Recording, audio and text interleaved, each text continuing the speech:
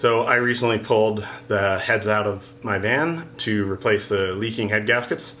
And like many people, the cylinder sleeve, one of my cylinder sleeves was stuck to the head. It took me 3 days to figure out how to get it off. I tried every tool that I had, penetrating oil, mallets, pry bars, you name it. I read every forum post, I watched every video, and then finally I came up with this idea and it popped off. No problem whatsoever. The tools you're going to need are just 2 flathead screwdrivers, a big one and a small one, and I'll show you the trick.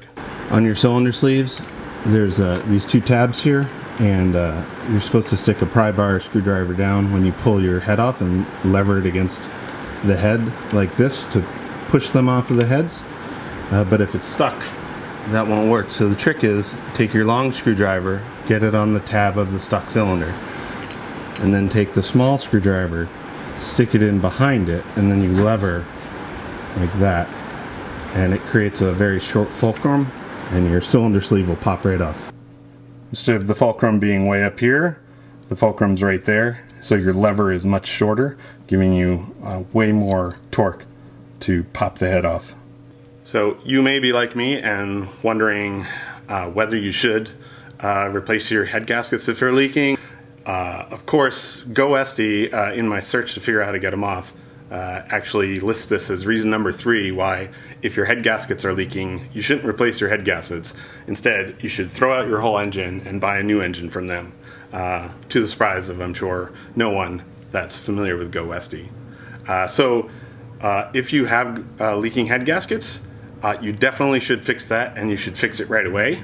The reason is crevice corrosion, which is super interesting. There's a great Wikipedia page on it. But basically, in an isolated environment, as the metal corrodes, it can create a feedback loop where it changes the pH of the environment and actually sort of makes it even more corrosive, which acts like a drill and just eats holes right in the metal.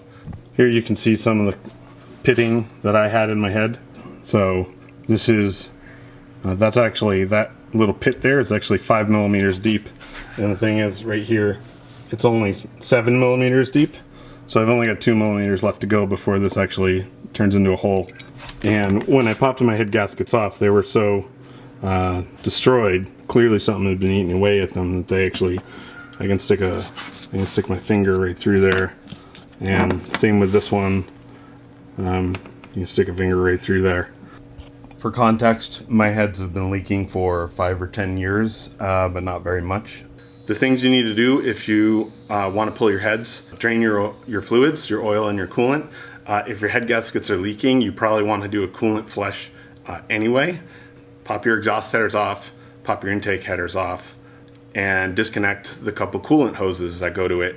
And then the rest is just a couple bolts and the things come off. And it's not as hard as it seems. You can do it while the engine is still in the van. Hopefully this tip will be helpful. Good luck.